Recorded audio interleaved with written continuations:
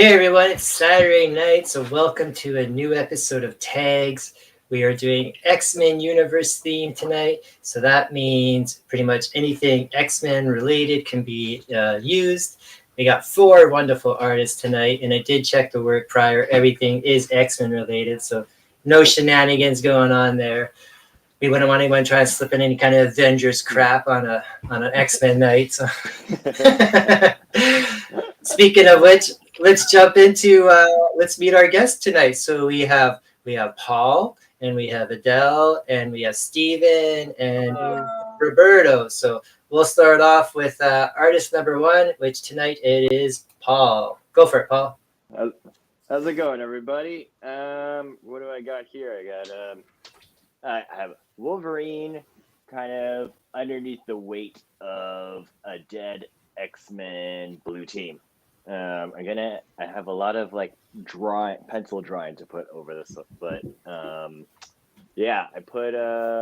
put some gouache down, and then I'm gonna just go at it with a bunch of pencil crayons. And then I guess I'll talk about what other projects I'm doing later, or you want me to talk about that now? No, well, we can just start off with the intro for now, but you can let us people know where they can find you. Mostly Instagram, at my first name and last name, so Paul _Limgenco. Yeah, that does show up on the screen here, so cool. Awesome. All right, artist number 2 this evening. First time I get to work with this lovely lady, we have Adelle. Go for it, Adelle.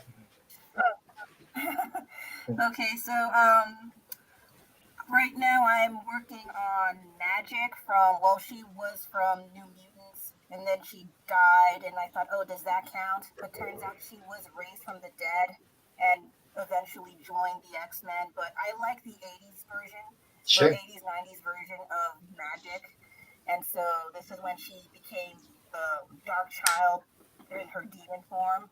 Mm-hmm. And this character scared the crap out of me as a kid, but there's just something about her design I just really enjoy. So I decided to do that one. That is a good one. Nice. And thank you. And this was based off this small project, personal project I've been doing, like this card art. This is one of the first Dark Child Magic cards. It's just a message card. That's cool. And so, thank you. And so I just wanted to do this more like a visual reminder to help me do bigger projects in the future. Mm-hmm. And I thought after maybe 5 cards, I'm done. I'm lazy. No, I have more. And if you want to check my Instagram, that's where all of my projects are at the moment. And I went a little bit crazy on this. That's cool. Yeah, we saw your Instagram. It pops up every time that you're on the screen. So the people will definitely be checking those out. Especially, I like that bikini one. That one, that was a nice little slip there. So. I was like, whoops. But I have like a whole bunch of them as reels. Cool. Artist number 3, we have Stephen King. Hey, Stephen, how's it going? Hello. Pretty good. I'm just doing a nice Wolverine Sabretooth fight. Had a little trouble figuring out what I was going to draw tonight, so I had my daughter pick out of 2 roughs that I did, and so this is the one she chose. So, that's pretty cool. So just hanging out, slinging some ink, drinking some beer with you guys tonight. What's the size of that piece? Because that looks like a pretty big 17. Piece. Yeah, that's pretty cool. Oh, can I see a little bit more of it? Yeah, it's kind of close. Yeah. There you go. Oh, nice. Cool. Oh, nice. Very cool. Appreciate it. Very cool. And artist number 4, also my first time working with this evening. We got Roberto on. Go for it, Roberto. How's it going, everybody? Hopefully you guys can hear me. We can. Last time I was on stream, the audio was kicking out a lot. So hopefully we won't have that issue this weekend. Well, so far so good, but we don't want to jinx it because that usually does happen at some point with me. So pretty much. So, yeah, I could do all the stuff at the end. It's mostly just let's keep it to what I'm working on tonight. Sure. I'm doing I got Storm, Cyclops, and Wolverine, but I'm doing all the uniforms from X-Men Evolution. Oh, I've never been able to draw them before, so I'm giving it a shot tonight. That's pretty cool. Yeah, I saw those the shoulder things on Cyclops, and I was like, yeah, it looks like X-Men Evolution. Yeah. That's pretty cool. What size is yours? It's pretty large there too, right? 11 by 14. Nice. That's pretty cool. Since we have you on the screen and now everyone is or has been introduced, now you can start talking a little bit more about your other stuff. Like, what do you do? Like, is this what you do professionally? Do you have other stuff going on? Give us everything. You can go first, Roberto, if you want. Oh yeah, for sure.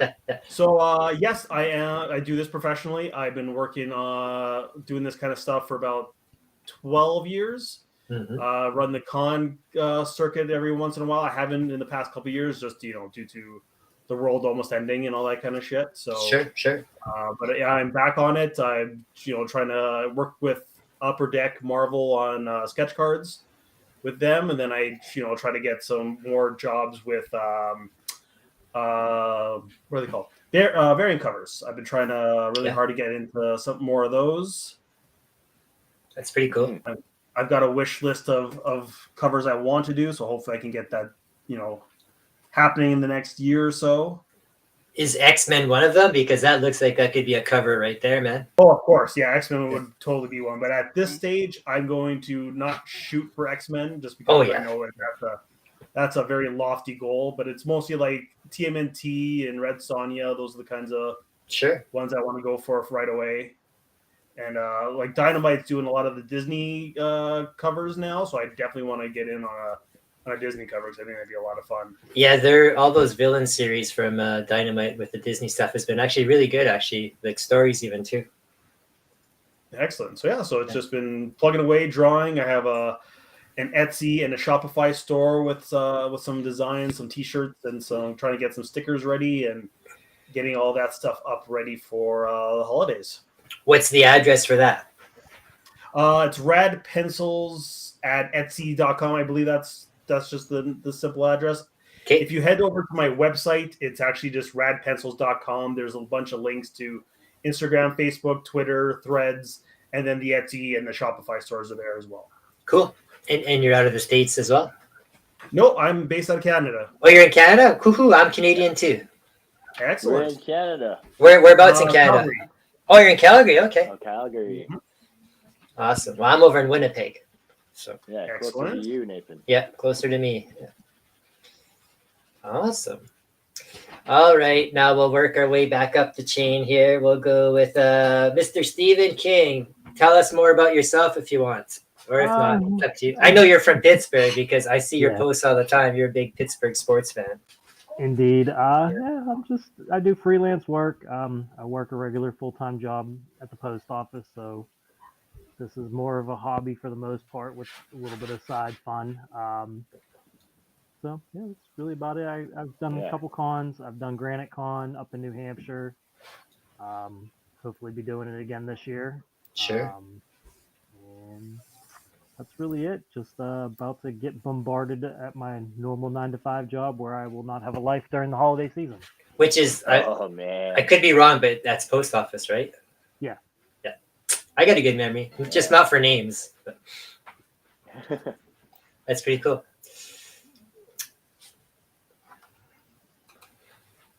Miss Adelle, do you have more stuff you would like to share with us? You could talk more about your cards and stuff and that now if you'd like. Oh, sure. Originally the card thing was just I saw some ideas on YouTube or where they had they did card art, but they're very like collages in a way, or like a card a day sort of thing. Sure. As for me, I just wanted it to help motivate me more to draw because this is more of a hobby for me as well. Sure. I have to I have to be like a stay-at-home mom for the time being, but I am hoping to maybe sell some of my work eventually. Just right now, it's still taking some time to adjust with my kid going to school and some other things. Plus, my health is not the best. Sure. So for now, I've been trying to do this small personal project where I would try to draw as much as I can, because with larger scale art, it's a little bit intimidating. How I got this done, I was like, oh, this is finished. But regularly, I have a hard time doing that. Mhm. Whereas the card art, like I mentioned, these are smaller scale. But if I want to make them bigger, I kind of do like those old 90s X-Men cards where Yeah. you have them in the danger room and you connect the figures together. For sure. That's what that reminded me of, so I wanted to do that. And this helped me got the cards finished more faster. That's Let's cool. see, like I did one of what's her face, Psylocke when her mind was switched and she had the legacy virus. Mm-hmm. Oh gosh, yeah, this one is 3 cards. Yeah, I almost had them on hand. That is really neat. Yeah, this was a lot of fun. I like the artist who did this one. The name of the artist, so it escaped my mind, but Mm-hmm. I really liked the scene, and so I wanted to just have a stab at that, and this was really fun to do. So I've been having a lot of fun with these cards, but I don't know if everyone can do that. You were getting compliments in the chat about those cards already, so that's pretty cool. Thank you so much, guys. You should turn those. I know everything costs money, but if you turn those into the backs of like a playing deck of cards. Yeah, that would be. Well, I don't know. They'd be kind of distracting. I'd be like, "Ooh, this is nice." But yeah, that would be kind of cool. Like those collector cards with X-Men, Marvel Sure. DC would have. That would be kind of fun to do, actually. Yeah. But yeah, the other thing is, yeah, they're affordable. I just got the card decks. They're blank cards you can get at Amazon for like $8, $10, give or take. Yeah. I have another stack of 100 cards fresh. Why did I do that? So That's it. after this is completed, I get to work on that too. We got another comment going on in the comments here saying you'd be a great addition to Coaster Night, and I was going to get to that point eventually too. That if you like drawing on little cards like that, you would love when we have Coaster Night and you draw. Somebody requests something and you draw it on a coaster. Oh, okay. Well, I don't have coasters on here. Those would be supplied to you. Those would be supplied to you. Stefan would send you cards or posters if you were part of Coaster Night. So check again with him on that too. So, but that's a fun little neat thing too. Yeah. So, awesome. Yeah, I think that'd be perfect. Yeah, because if you like work. Yeah, if you like working on that little small surface and that, the coasters are just great. Oh, okay. I'll look into that. Mm-hmm. Thank you. And that's something you can easily sell too. Just saying. Oh, yeah. Yeah, just saying. All right, Paul, we're back to the top of the order again. It's you. It's me. What am I working on? What if you got upcoming projects or anything you want to promote, or you just want to talk? I've got an upcoming Cauldron cover that I did. So Cauldron is like it's an anthology book, and it's kind of in the same line as my God, I have a lot of blanks in my head. Kind of a little like heavy metal, right? Oh, so yeah. Everybody, yeah, right. So there has been at least 4 issues now. Yeah, there's been 4 issues, and they're the powers that be, like they're putting it together as a hardcover, and they asked me to do one of the variant covers. So here is, I did it digitally, this one, so I'll just show it. Oh, that's cool. Computer. And I actually do recognize that font there. Yeah. So yeah, there are 2 versions. There's a clothed version, which is this one, and then there's a nude one. Okay. But yeah, there's that, and then skull, and then there's some. So that zombie there with its head chopped off has no clothes on in the other version. That's what you're saying? Yes, that's exactly what it is. There's a lot more dongs than you expect. That's cool. I say it as a joke, but I'm kind of serious. No, I agree. Yeah. But yeah, I do mostly freelance stuff also. Like I do a bit of covers here and there, but I have a growing commission list, and So right now, let me show you this X-Men painting I'm working on. Sure. Actually, it's still in the penciling phase. I don't know if you can see all that. Oh, wow. Yeah, so Cyclops, Wolverine, Jubilee. Psylocke is over there, but I can't really get the camera to show it all. Okay. Okay, but so this is what, number 3 of 5 of a commission request. So it's all like mutants. So the first one, let me grab this one, was X Factor. Oh, wow. Yeah. So Oh, yeah. sick. That's pretty awesome. Yeah. So what did you use to do that? That's all digital, then printed out? No, this is acrylic paint. That's acrylic paint? Wow. What? Yeah. Oh, man. That's so Yeah. cool. Jealous. And then, so that was the first one. And then the second one was, sorry, bear with me a second. Excalibur. Oh, that's wicked too. Oh, man. Oh, Yeah, and I have like bits of Sentinel in the background. Yeah, yeah. But yeah, so then I'm working on X-Men, and then I got that's the blue team, then I got the gold team, and then afterwards it's X-Force, and then I take a nap. That's pretty cool. Yeah.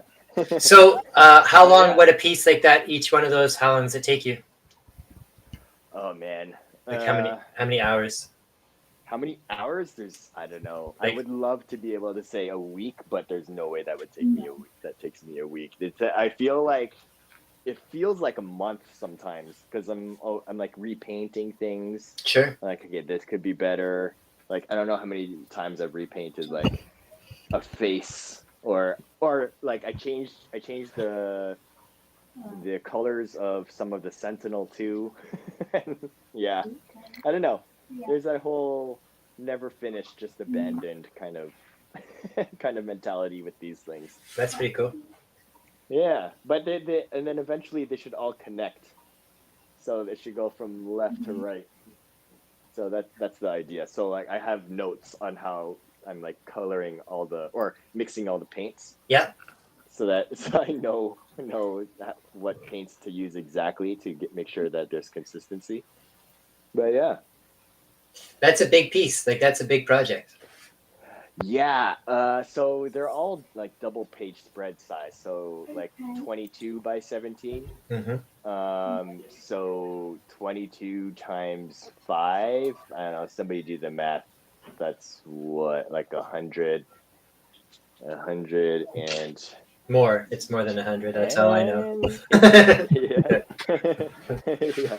But like, I think it ended up to be like 9 feet wide. Wow.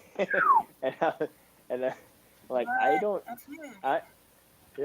know if I even have that much room. Like I would need a board first of all to be wide enough so that I could like put the watercolor paper down on it. Sure.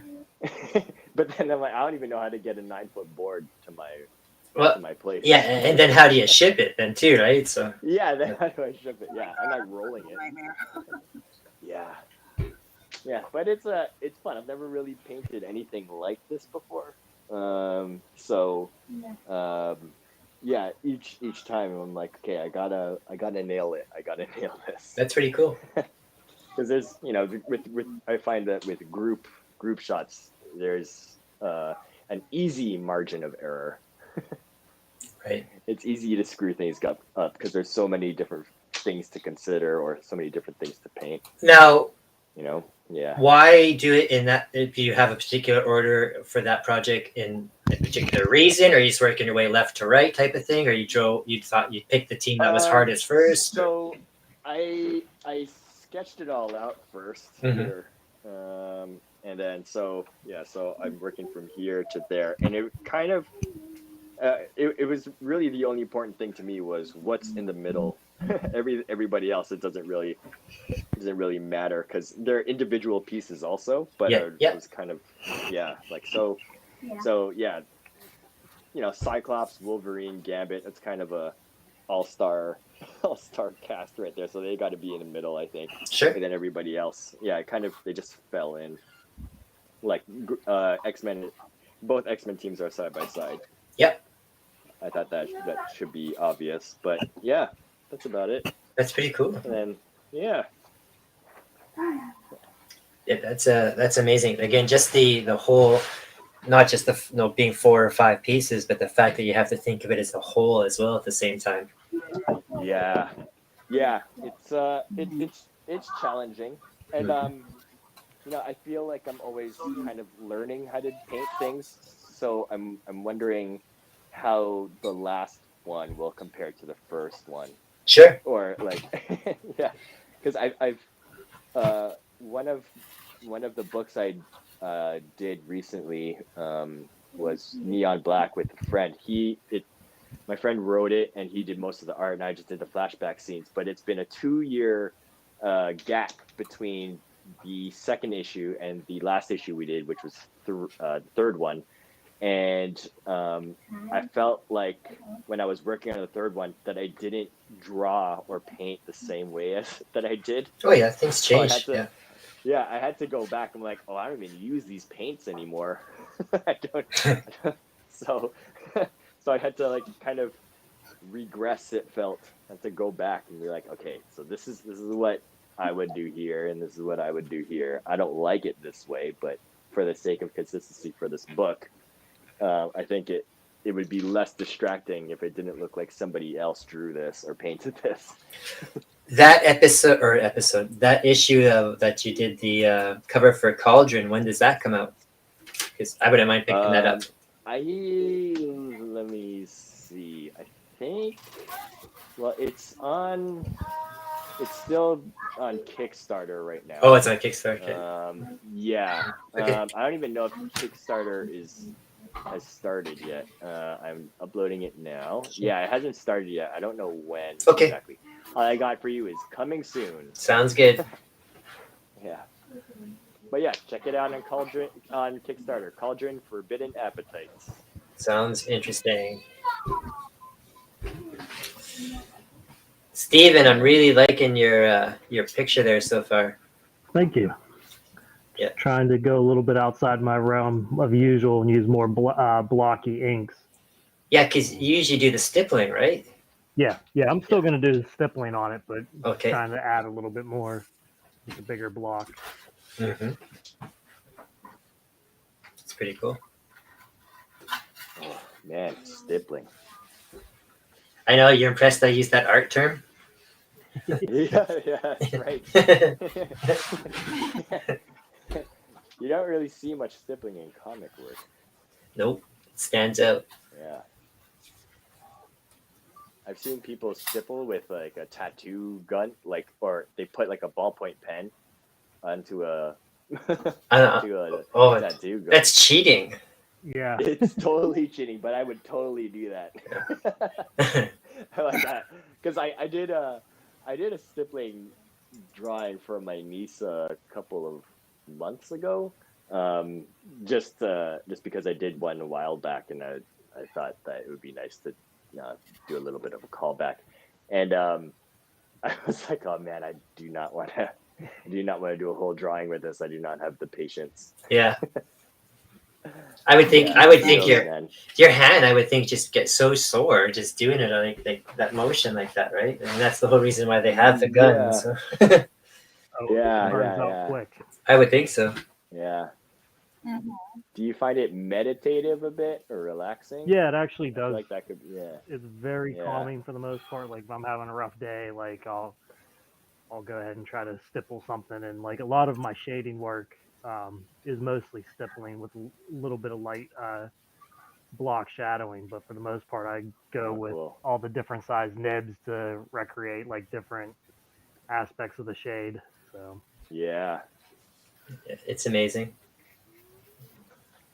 Yeah, like when I was doing it, I was tempted to just like scratch it all out or like start like cross hatching. Yep. Yeah. Oh, it gets frustrating. You're just like, this would be so much easier if I just threw black all over it. Yeah, it's like, why did I start doing this? Dude, I can't do that anymore. I'm amazed with everybody's art tonight. Like we're only like 20 minutes in, and you guys are doing some amazing stuff, right? Like, I've never seen Adelle's stuff before being done live. Same with you too, Roberto, and I'm just amazed. Like, it's crazy. Thank you. Thanks, man. The hardest part of this Like I show is mentioned like earlier, not I looking have- at other stuff.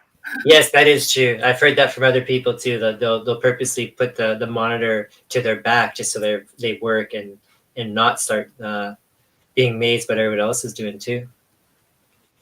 What were you gonna say there, Adelle? Oh yeah, like I mentioned earlier, I haven't used gouache since college, so I'm also using a mix of because I barely remember how to use it. So I was like, let's hope this turns out okay, and it's turning out pretty okay for now. Pretty okay.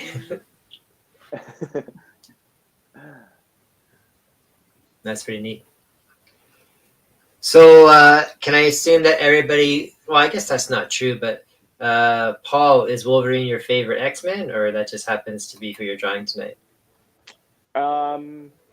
Yeah, I would say so. He's also the most fun to draw, or the most instinctual. Like if I have like an idea for a character, it's either Batman or Wolverine that I'll put him in. Like if I have a scenario, Sure. like that's like my knee-jerk reaction. It's never like, oh, this would be a cool situation for a Shadow Cat. That's never a thought. Yeah, I don't think anyone's ever said those words.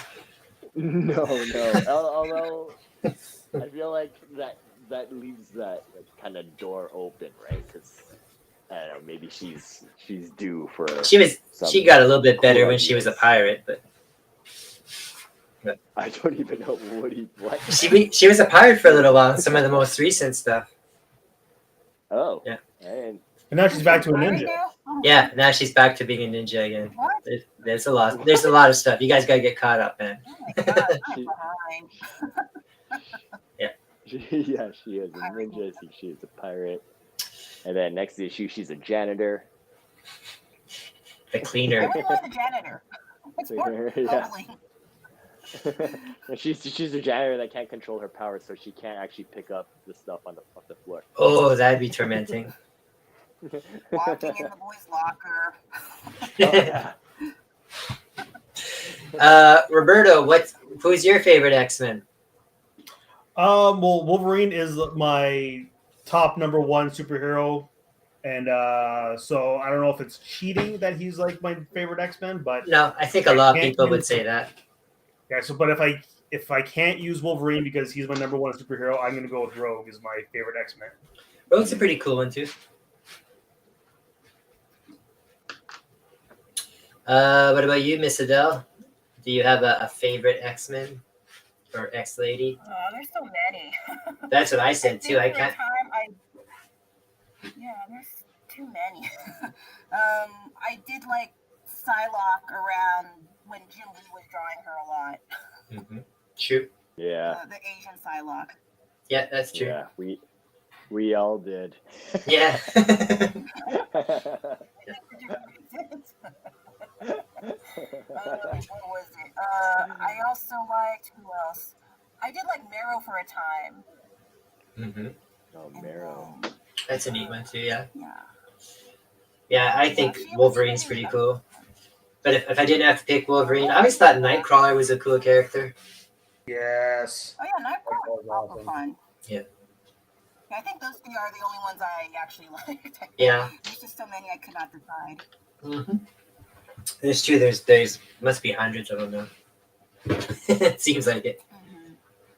Yeah, it's like how everybody's an Avenger. That's true. That's what I was saying. Like everyone, it just totally crosses over. Yeah.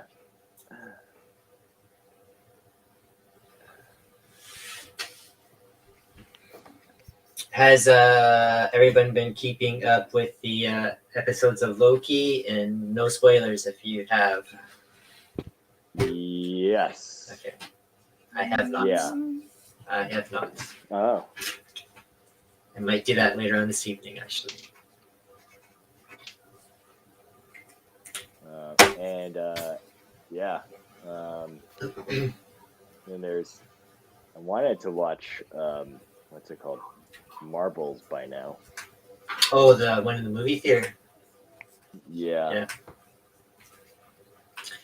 The next episode of the MCU, basically. Pretty much. Yeah. Yeah. I've managed to avoid spoilers for that so far too, so that's a good thing. Yeah, me too. Yeah. But I'm thinking that's maybe because nobody's going to see it, so. Yeah. Probably. Yeah. Actually, I know one guy that went and saw it on Thursday night at like 10:30, and he said there was him and like 3 other people. And I said, well, that's a late show, but also too, that's still opening night for a Marvel movie. Like, it should be better. Like, yeah. Well. Oh gosh. Yeah, I agree. That should be better.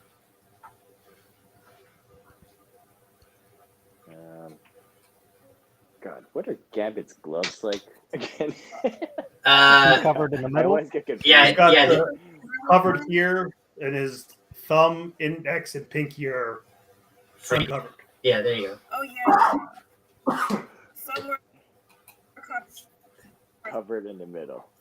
Yeah, like a ninja. Right. Yeah, like Shadow Cat. Yeah, the Shadow Cat.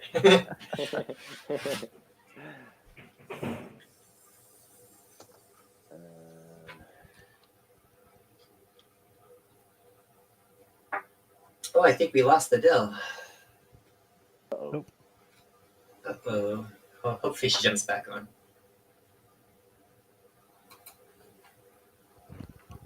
What's it like in Pittsburgh right now, Steven? Pretty cold?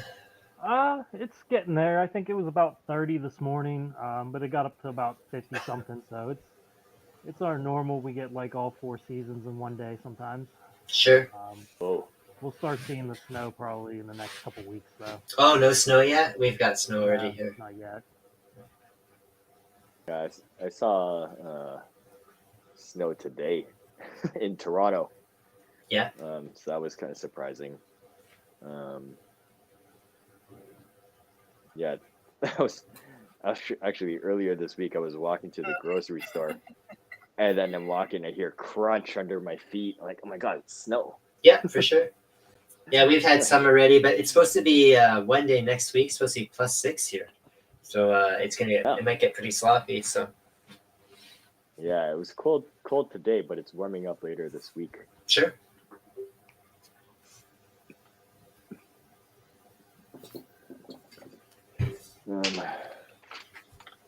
Roberto, what's it like where you are? Is it winter yet? We had a big snowfall like mid-October. Yeah. And then it's been slowly melting away because we've had like regular fall weather for the past couple weeks. Right. Very odd.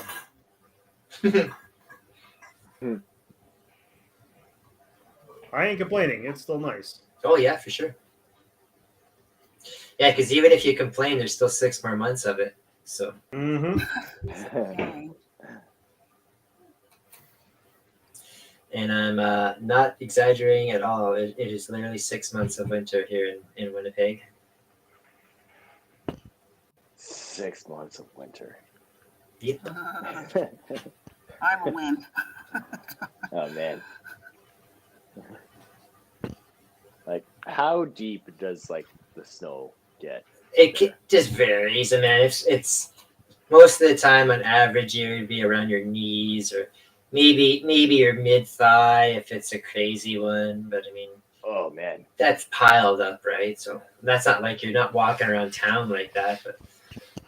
No. But I mean, there are times like that. It's a lot. There's hardly anything right now. It's barely just enough to make your shoes wet. So. No. Who has more snow, Winnipeg or Calgary? I would say Winnipeg, probably. Yeah, definitely. All the snow's gone in Calgary, so. They get a lot of snow in Calgary, but it doesn't last too long usually. No. Yeah. Because you got them Chinook winds.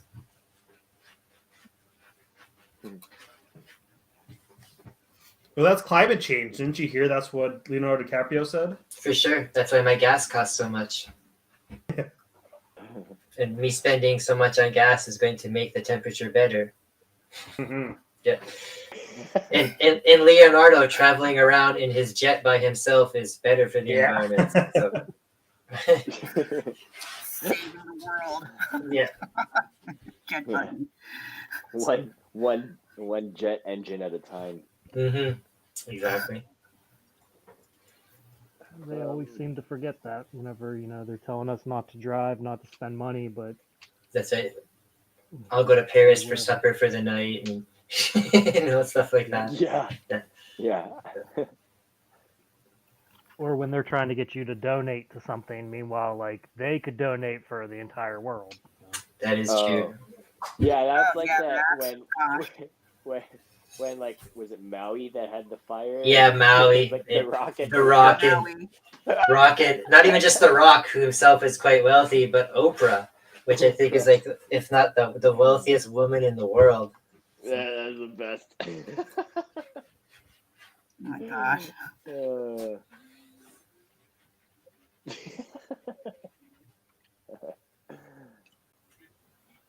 Yeah, it's crazy.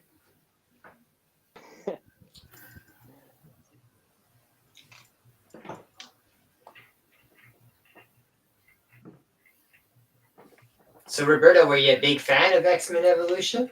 Is that where you're going for this? Yes, I was actually watching a couple of the episodes as I was sketching it all out today. But yeah, I liked it when it was on the air. Mm-hmm. There's the cringy teenage bopper looking stuff that I as an older guy I didn't really get and understand, but it was still like the animation was great. The style was very well done. I mean, just gotta realize it is a kid's show. Sure. And that's a lot of people don't realize, or if they do, they forget that's where X-23 first came from. Mm-hmm. Oh, I didn't know that. Oh yeah. Yeah, she was there first before the comics, and that's kind of like a Harley Quinn Batman animated series. I was just gonna say, Oh. I like the end of that show. I remember. I haven't seen it in a while, but I remember like they had like clips, like short clips of like the future. Oh, I don't remember that either. Oh yeah. Like the series finale had like a little tease of what was happening that's going to happen to the X-Men in the future. Yeah. Obviously, nothing came of it. No. But yeah. Oh man, I can't even. I just remember loving it. I can't remember what actually happened. I know, like they teased like the Brotherhood becoming the Freedom Force from like way back in the 80s. Yeah, for sure. And then Jean Grey Phoenix, and then there was a new crop of X-Men, all looking like the movie versions. Yep. Oh right. Like Colossus had like a goatee or something. Maybe. Yeah. That would make him evil. My favorite X-Men cartoon version was the one that showed up in the Spidey and His Amazing Friends one, where Wolverine, they gave him the Australian accent. Oh, yeah. Yeah. Yeah. It's true. Yeah, and then they cast Hugh Jackman. Yeah, exactly. Yeah, that worked out well. Full circle. Yeah, I remember the cartoon perfectly. It was X-Men reunion day, so Firestar and Iceman were going back, and they were allowed to bring Spidey along, and then I believe the Juggernaut attacked the mansion. So it was pretty cool. But back then, that was a big thing because you would never have a cartoon that would have other guests on it and stuff, right? It would just be the main people. So when they had those amazing friends with other people, it was pretty amazing. Yeah. Yeah. Like in all the years I've been an X-Men fan, I still haven't watched the Pride of the X-Men. Well, see, there's two different versions for that. There's like the one that's a pilot episode, and then there's one that they did as when they redid the cartoon as well too. So it's actually a little bit different, but yeah, they're both good. Oh, I didn't know there's two different versions. They are a little bit different, yeah. Do they both have Australian? On YouTube. They both have the first pilot one does actually have Australian Wolverine. Oh, okay, because that's the one I've seen. Yeah. Yeah.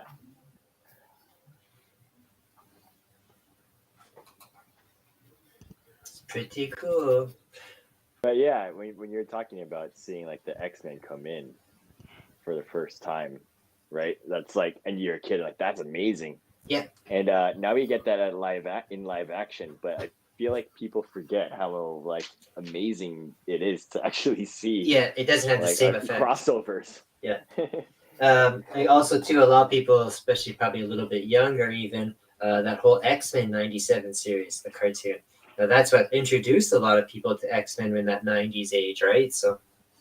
Yeah. And I know a lot of people are really looking forward to the new episodes of that come out, I believe, next year on Disney Plus. That has been.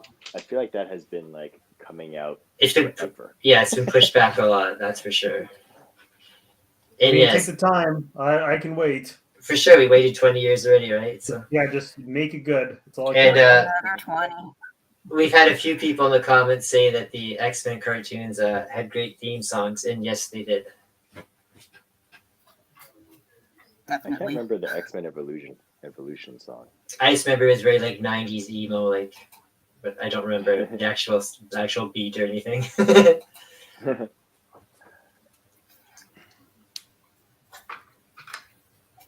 Wow, Magic there's looking pretty awesome.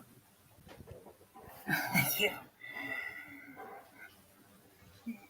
Yeah, she turns into that creature right during Inferno in that, right?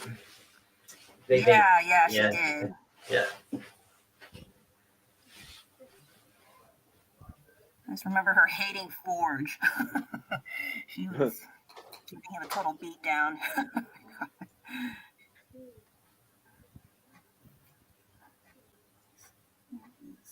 Forge to me always just seems like Mr. Terrific.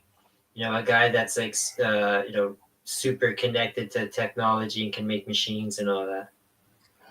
Is that his power? I never understood what his power is. That's what I think his power is. I could be wrong, but he could build things or almost anything, but not everything turned out as good as they said it was. And then he got rid of his long hair at some point. He just looks like Tony Stark with a laptop. I don't know.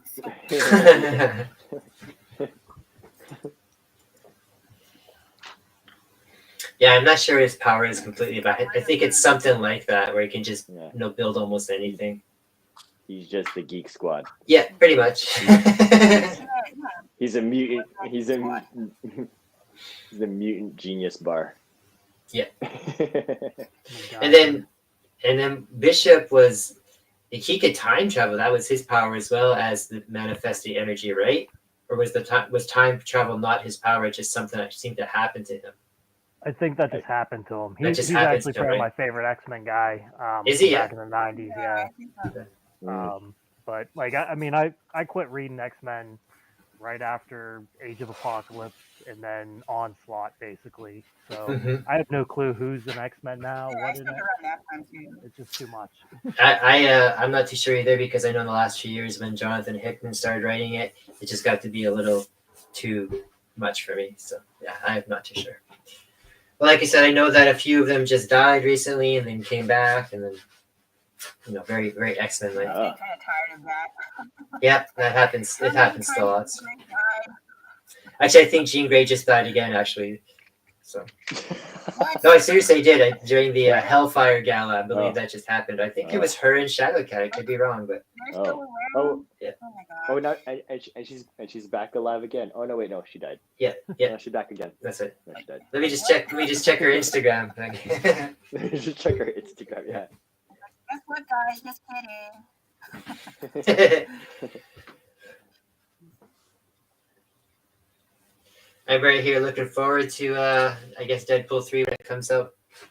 I would think probably that's one of the more movies that'll be coming out in the near future compared to some of the other ones. It's pretty much done, I believe.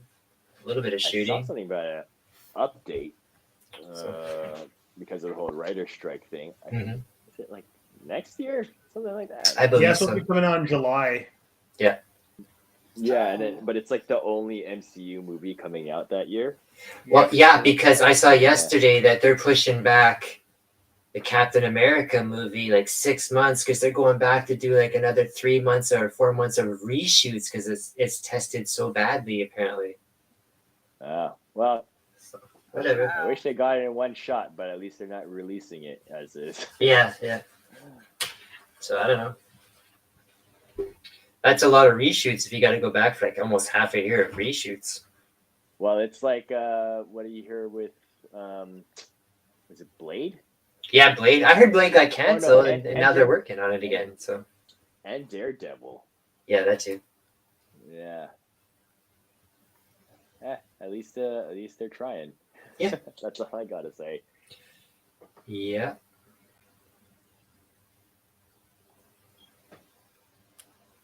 That's pretty cool looking. Your hand there that's on Wolverine's shoulder there with the red there, that like a gambit, I guess. That yeah. That looks so different than when it first started on the show. And I know you didn't do a whole lot to it. No, yeah. But it looks so different. I just like slapped some paint on it quickly. Mm-hmm. I was like, oh my god, it's almost 6:30. So, yeah, hopefully everything is gonna look different. No, it's amazing how it comes together.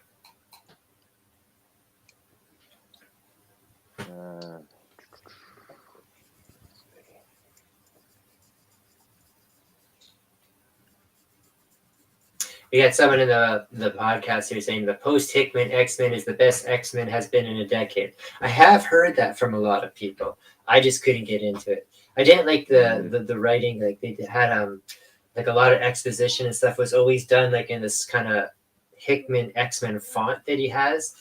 It's almost like a computer language type of thing, and I just didn't care for that stuff. I just got lost in it. Yeah, he had like the big exposition blocks that come out. Yeah, full page with the stuff. Yeah, and it just got a little hard to read sometimes, even because of the font. Or it's just like there was just so much info that they couldn't just explain in the books. Yeah, and it's just like that doesn't even sound like the X-Men anymore. Like in some of the last stuff there literally was like a love triangle threesome thing going on with like Jean Grey and Scott Summers and Wolverine. Like they shared like a place together, the three of them in that. Like it was just a lot of weird stuff. What issue is this? This was like that whole Hickman run.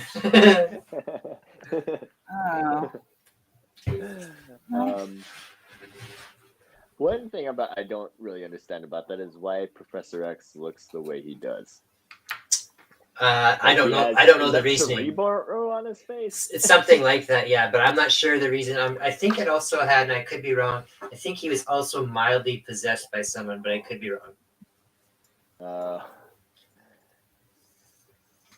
it wasn't. I think if I remember, it was that he was dead for a while, and then Phantom X actually was like a clone of Xavier, and he sacrificed his body for Xavier to re up into his old body. Okay, so something just as complicated. Yeah, pretty much. Yeah. And then the normal X-Men thing, bring them back from the dead, but complicated. Yeah, and then there's someone else too that's like someone called Cassandra Nova, which is like a sister or a stepsister to him, but she's like using his body as well too. And unless I'm off on that as well too. She is actually the twin sister of Xavier that was in the womb when they were born. Okay, and then that body got possessed by an alien parasite. So Xavier killed her in the womb, but then for some reason she came back. Yeah, see, comics. I was kind of right there a little bit. So yeah, that's crazy. And she looks kind of like a weird, like wrinkled version of him. Yeah. Yeah, it was either that or like long-haired, sexy Professor Xavier. Yeah. In the multiverses, it's possible now. That is true. Yeah. All right. Oh my gosh. I'm gonna draw that. In the Rogaine verse. Rogaine verse. I'm really glad I quit giving Marvel my money. It sounds like what you would expect from like comics, I guess. True.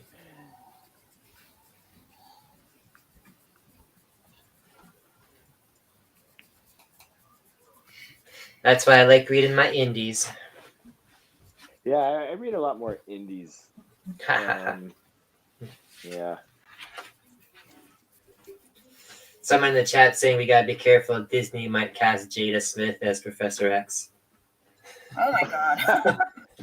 Yeah. Yeah. What? Which universe?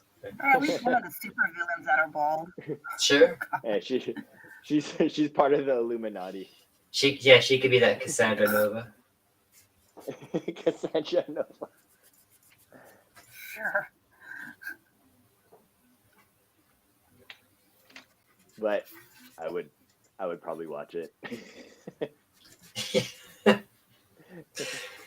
Has anybody here been reading the Predator versus Wolverine series?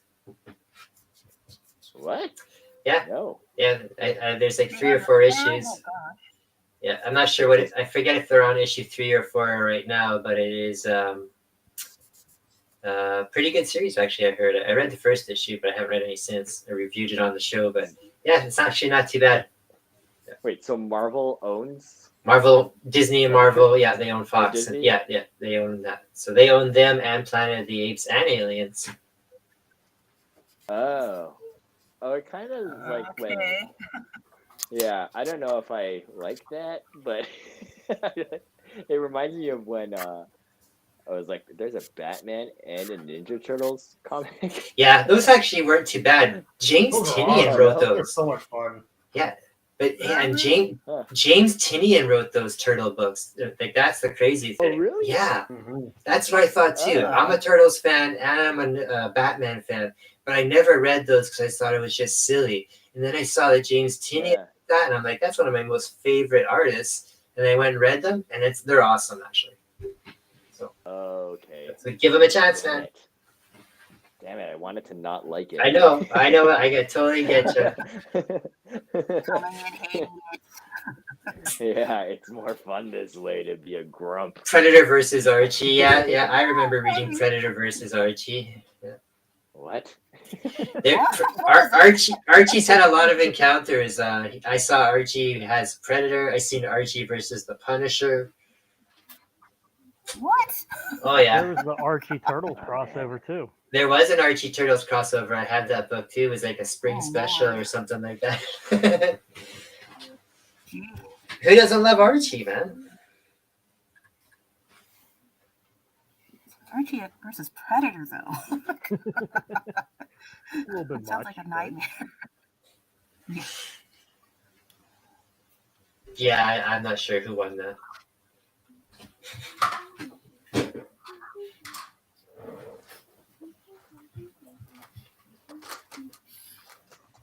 You guys are almost an hour into your work. How's everybody feeling about it so far? Yeah. I think it looks pretty awesome. I'm really liking yours, Roberto. Thank you. Now, when you're I know you're done your inking right now because I saw you erase all your lines. What are you gonna do now? You're gonna paint? Are you gonna marker? Well, actually, I'm not done my inking. I usually try to do like a thin micron line over everything so I can get rid of the pencils. Oh, that's what I meant. Okay. Yeah. Yeah, then I can go over it again with like a brush pen just to give the lines a bit more life to them. Okay. And then I'm debating if I want to do just like a grayscale Copics on them or just leave it black and white. Like it depends on what it looks like when I'm all done. Okay.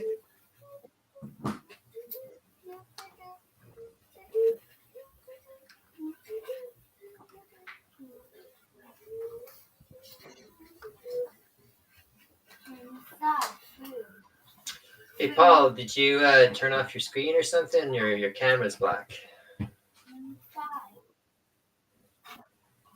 Okay, I just asking if. Oh yeah, nope. Maybe pop out, pop in. I can yeah.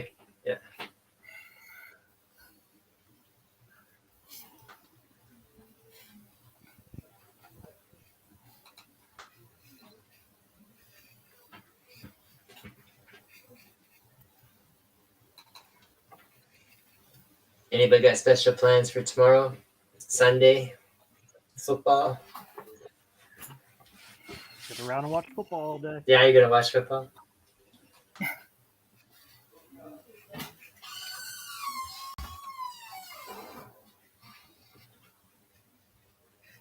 Will there be football even though it's like Veterans Weekend?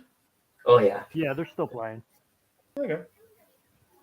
In Canada today, it's playoff football for the Canadian teams, and there's one this afternoon, and the Bombers are playing right now.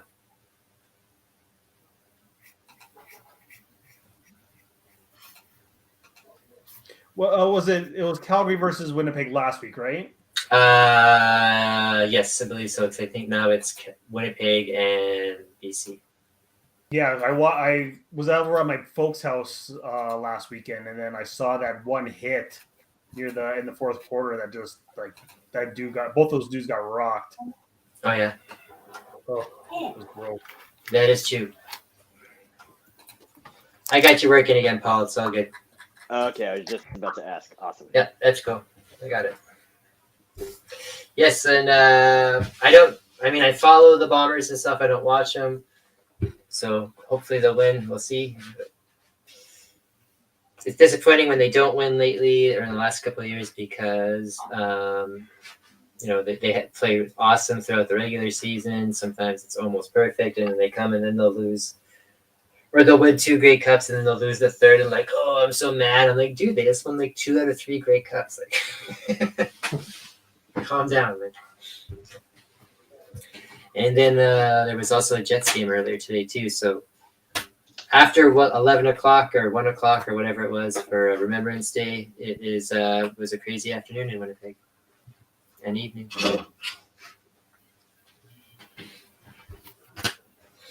Yeah, you guys don't call it Remembrance Day in the States, right? You guys call it Veterans Day? Veterans Day. Yep. Yeah, Veterans Day. Veterans Day, yeah.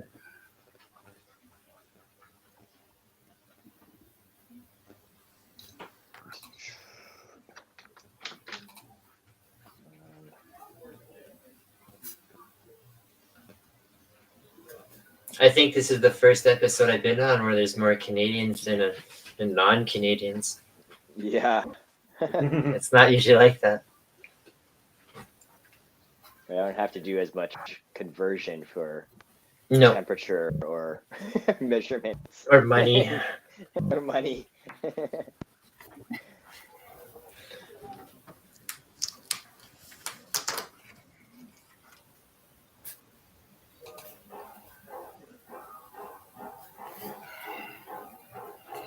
So Roberto, is it about to hit 9 o'clock in Calgary or about to hit 8 o'clock? It's actually about to hit 6 o'clock. Oh, I'm going the wrong way. Sorry. Yeah, that's right. About to hit 6 o'clock. Okay. So you're only an hour behind Winnipeg then. Mm-hmm. Okay.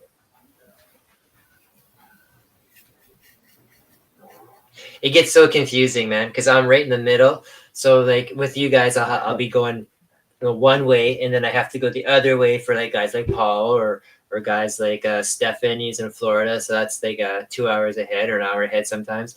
And then there's guys like Camilo and that, and they're like, "Oh, I'm in Australia." I'm like, "Well, that's tomorrow already, dude." Like, Yeah. So. Like, yeah, when this started, I was living in Thailand for a bit, and I couldn't remember if it was today or yesterday for the people that I was talking to in, I don't know, North America, basically. And then like daylight savings would hit. I'm like, okay, what time is it and what day? Like 13-hour difference or 12 difference? Yeah, it's with I've noticed the same thing this year too with daylight savings. It's not usually a big deal, but again, because I deal with so many different people with you guys and other groups and stuff, that's really been screwing up. Especially guys like a guy that's on the show not on the show but watches this show and is friends with the show, Murray. He's in Saskatchewan. Well, they don't change, So now they're like sometimes they're the same time. They don't change. So half the year they're a different time and half the year they're not. So then that's really screwy up. So how did they manage that? They've never changed. They've just never changed. I know it's ridiculous, but I think it's kind of smart, man. I want to get rid of it. What the hell? I thought it was for farmers. Yeah, I Yeah. thought we stopped this already. They keep continuing it. I thought they stopped like 3 years ago. It was supposed to stop right before COVID, and then COVID happened, and then it just kind of didn't happen. And then Yeah. PEI is like by 30 minutes. Yeah, Yeah. it's even more so. And I can't remember. There's one other place in the world that has a 30-minute difference too, or its own time zone. I saw this one thing on was it YouTube the other day that Russia has over 11 time zones. Wow. Yeah. Oh my God. Wow. It is a huge country, though. That's the reason why, Yeah. because it's such a vast Yeah. country. Yeah. I'd be upset if it was like a tiny country and they still had 11 time zones. Like, Yeah. You get a time zone, and you get a time zone. And Yeah. we all get It's- time zones. Now what? How does Chile have so many time zones? that does make sense.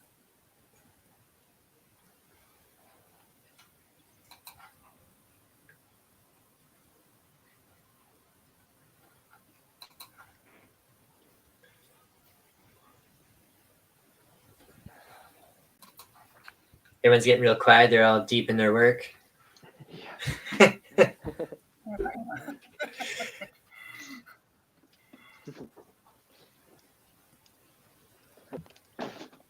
When you guys are working like in a group environment like this, even though you're not like around each other, is it much different? Like, I mean, is it harder to work and be social at the same time? Is it distracting? Like, Yeah. I mean, I feel like don't look up from my table as much, but I mean, like if I'm in person, it's a lot different. So I can quickly just look, give a little bit of chat, and get back to it. But I think just because I'm here, the monitor is like way off on this side. It's hard to just look up and just see what everyone's doing. okay, so you've done the preventative way. Yeah. What were you gonna say, Paul? it does feel different. Like, I don't know. Part of it is a time constraint, I think. Like you have like I mean I know we could work beyond the 2 or so hours that we go here, but it does feel like okay, I gotta finish this in time. Versus like if I'm working on one of those paintings or whatever, I could really I don't know kind of take my time or concentrate. Oh, for sure. Make more mistakes or mix things or it's not as impulsive. Yeah. And if with the group things, I feel like it's the same. Yeah.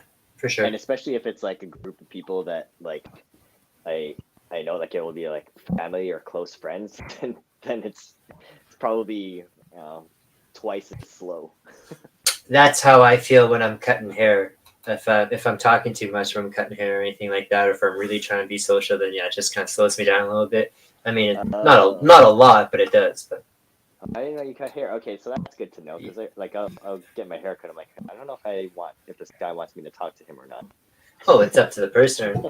Yeah, but like I don't know what the preference is. I guess. I leave it up to the person. I start off with a little bit of conversation, and if they want to keep going, that's cool. Yeah. Okay. But yeah, that's me. Some people talking definitely slows them down, and also definitely turns them into a worse hairdresser. Because again, they're just not concentrating. It's like, wow, you were talking a whole lot more when you were cutting my left side, weren't you? Yeah. But yeah. Yeah, I'm worried. I notice that sometimes. Sure. I understand. Yeah, I've been doing that for over 28 years now. So. Oh wow. Yeah. Oh. Yeah. So all those people in the world that are a little less ugly every day, that's because of me. Yeah. You must have been really handy during like the pandemic, during lockdowns and stuff. No, because I wasn't allowed to do anything. No, but like, I don't know really? if you live with anybody or whatever. Because like my wife was trying to cut my hair. Oh yeah. You know, I'm sure there was some bad stuff, but whenever the pandemics did end and we did get people in the salon, there wasn't too many bad jobs. I mean, there were some that were kind of bad, but it wasn't too bad because everybody was kind of in the same boat. You know, things only look bad in contrast. You know, if everyone looks shitty, then it's not that bad. Just like if everyone looks good, then nobody else really stands out either. So yeah, nobody's special. Get it? Nobody has like great hair. I got a question for the group here coming from the chat. It says, how do you all feel about motion comics, where they add animation to comic art and voice over the dialogue from the comics? The Go Marvel series, the Max, and the Astounding X-Men are all kind of examples of that.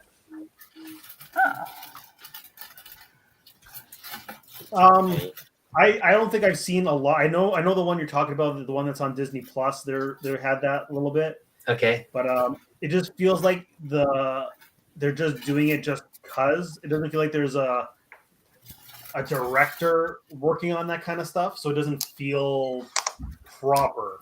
I don't know, for lack of a better term. Oh, it just feels very, very off. I know what they're talking about now. I thought it said the Go, but that's just because I don't have glasses. The 60s Marvel series. Yeah, I know what they're talking about, like with the old Thor comics and that. Yeah, basically those were just like stills right from the comics, and then they would kind of like superimpose a little moving mouth over the lips type of thing. Yeah. That's like a motion comic. Yeah, I forgot about that stuff. Yeah, I think that's a bigger thing in Asia on that too, but or Europe as well. But I could be wrong on that. But I always feel like the pacing is weird on those things. Like they're like too slow. Yeah. Yeah, I don't know. I don't know why.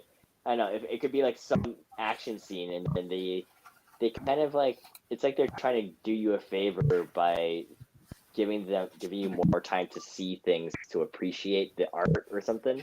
Yeah. But it's I don't know. It just doesn't flow well. Like I get what they're doing. Like it doesn't feel like an actual animation director doing like a scene like with action, right? It feels like it's just let's just pause on this, add some effects just to give it time. So it just feels very off when you watch it. Yeah. Like it's almost like someone's doing like stop motion with clip art. Yeah. Kind of. Like I feel like it could be cool. It just hasn't been cool yet. Well, I also know too for a while, and I think that's what the Astonishing X-Men series that person was referencing to was like, that's almost like that what they would call like that digital comic when they first started putting like comics on CD, and that where basically that's all it was like CD frames that moved a little bit. Like Yeah, I don't know. I feel like there's like untapped potential there. Like I'm reading, I don't know. I wonder what like the storyboards or animatics look like for. I don't know if they have animatics back then, but for Akira, because I'm reading that right now. And like, and I mean, the movie was great. so I'm wondering what like an animatic or whatever, a motion comic of that would look like. I've never read that series. Are you enjoying that? I know it's a classic and everybody just raves about it, but are you enjoying it, Paul? Yeah, like I haven't read a lot of manga, so I was like, okay, I should give this a shot, and it's pretty amazing. Like I was thinking, like my art teachers would always like belittle manga or anime and stuff like Japanese kind of art. And I just want to like shove this in their face, like, look at how awesome this is. Sure. Like, and it's not only the art; it's the whole like the storytelling of it. It's like I'm reading it, and I don't know, I'm just absorbed by the whole thing. Like I don't know, like it feels better than a lot of other like indie comics that I've read recently. How like some of them I think are awesome, but then I'm reading Akira, I'm like, holy crap, and. So I'm only on the second one, but I got the second one and I'm like, okay, I need to reread the first one to really understand everything that's going on. But yeah, I loved it. And then before that, I read Lone Wolf and Cub. I have read that one, but that's just been recently. Okay, yeah, and only the first one because like I don't know, it's a lot. And but, again, it's awesome because it's a really thick book, but they did a sequel to that just recently too. Oh yeah. Like within the last half year. Okay. Yeah. Maybe I'll try to pick up the other ones, but like I don't know, just I like how there's like better.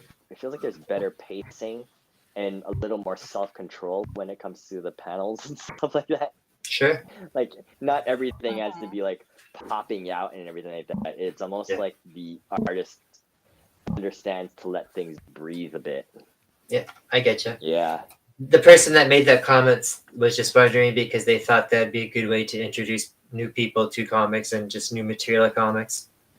And I think that's true too. Anything to draw attention into the world of comics. But at the same time too, when people see that, and same thing with like the Marvel movies and DC movies, people seeing that doesn't make them go and buy comics. It doesn't. They've tried that and it does. Unfortunately, it just doesn't work. You got to get people introduced to comics through comics. Other mediums don't work. But. Yeah, with the Miss Marvel show, they put out, and I think some other shows too. They put the issues that I don't know would be best to read. Yeah, with it. To tie in like prequels and stuff like that. Yeah. Nope. It doesn't work. No, it doesn't. Because even like, and I've heard it said in person and just in cliche as well that if you'll be at like say a con or something like that, and a young person will go, "Oh, look, Dad, there's a comic. They made a comic about the Avengers movies." And you're just like, you're in shock. It's like no, that's not how it goes. Like, that's not the order. No, that's not how it goes. Like,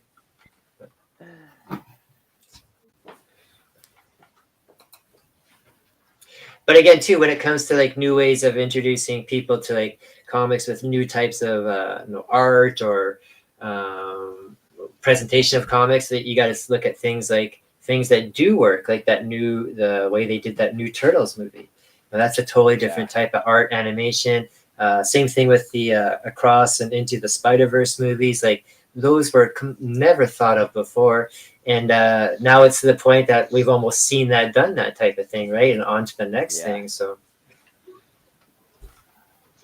And the sad part is that Marvel and DC have not taken advantage of that kind of extra exposure.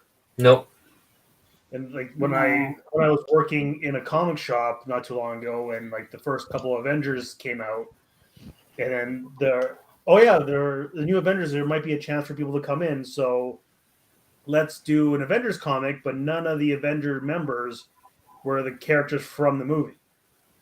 Mm-hmm. It's like, well, if you want people to be reading your comics, shouldn't you have something where it's recognizable? Oh yeah. It just feels like that's what they always do over and over again. They just shoot themselves in the foot. Well, you can even tell like the people who are working, like say on TV shows and movies and stuff like that, that they have not even like read any of reference material that they're doing.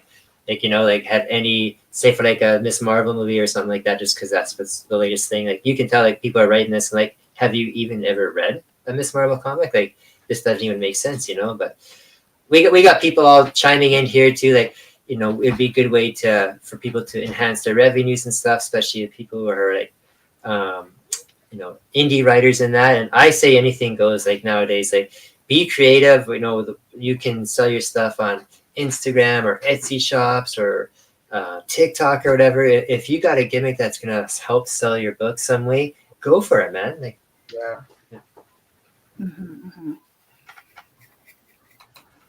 Yeah, I don't know. It's funny, like at cons, whenever a movie comes out or show, the prints that sell are usually like the ones that focus on those characters, right?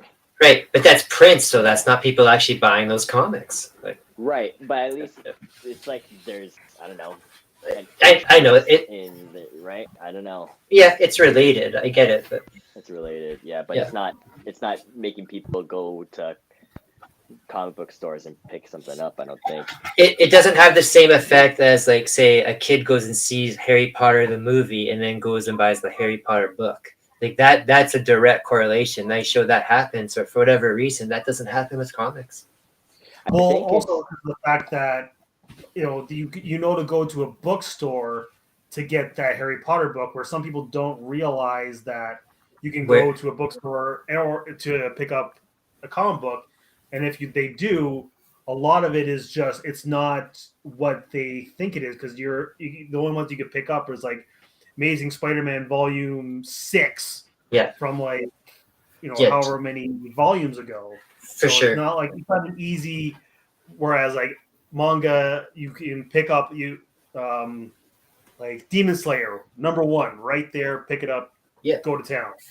That was I was gonna kind of say there as well too. Is like that has changed a little bit in years now that there's such a huge market for like all the Omni editions and the collected works and stuff like that, because then at least people can get something and not be afraid that, well, if I just pick up this one issue, I won't know what's going on. Or again, it's a little bit more accessible because that's in an actual bookstore. They're not going to a comic book store where it's maybe sometimes harder to get to. They don't have access, or they're just afraid to go in there because they don't know what to do when they get in there, right? So I think part of it could also be that the comics and the movies aren't actually related to each other story-wise. No, like that's kind of what I was saying there too. Yeah, like when you were talking about Harry Potter, right? People will, I don't know, if a movie comes out, you have 2 years to wait, at least, to wait for the next one. But then you can get the book. Like that's what I did with Lord of the Rings. Like my sister, I didn't know what Lord of the Rings was, but then my sister took me to watch Fellowship of the Ring, and I saw the end of it. I was like, wait, where's the rest of the movie? Yeah.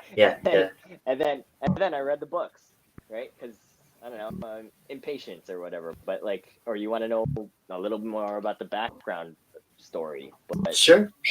With comics, it's not the same thing. It's not, no.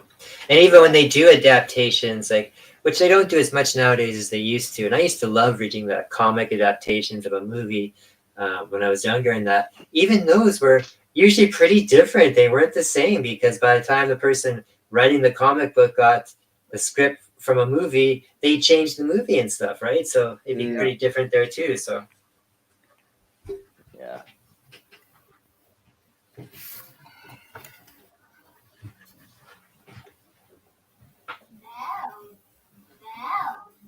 all I know is that my son sent me a note yesterday saying that they announced, I guess, some of the Omnis that they're releasing next year. And next October, Marvel, they're releasing the whole collected works of Godzilla for Marvel. So that'll be cool. I like that.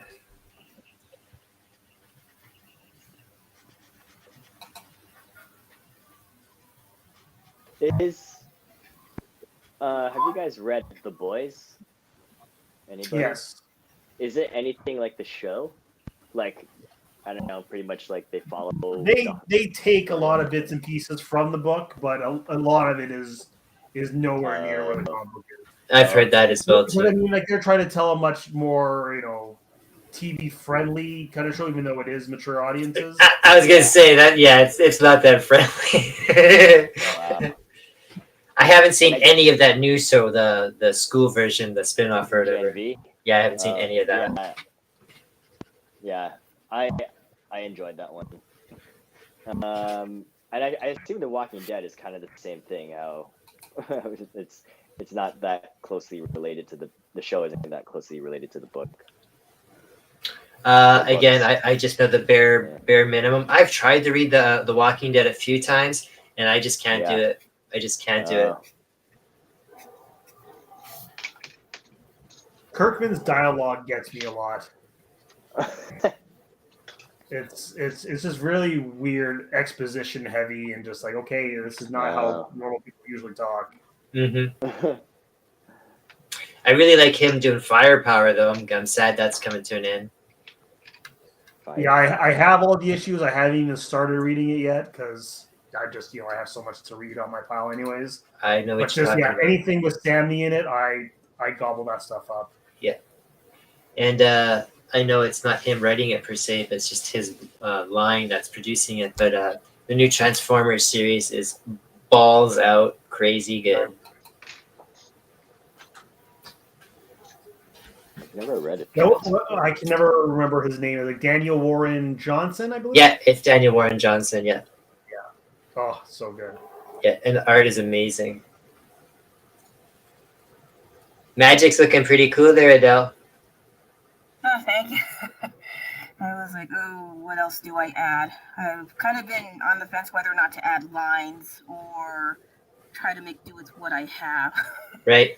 It's the first time in a long while I've used gouache and tiny bit of watercolors, but it's mostly gouache now. It looks great. We got a question in the chat. We got Rob Denner saying, did anyone read Leviathan? No. Which one was that one? Yeah, I'm not sure which one he's referring to. Is that the Greg Rucko book?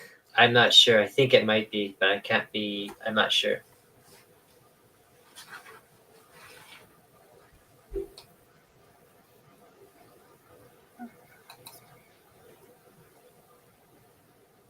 I think Rob follows me on Facebook. He might tell me afterwards.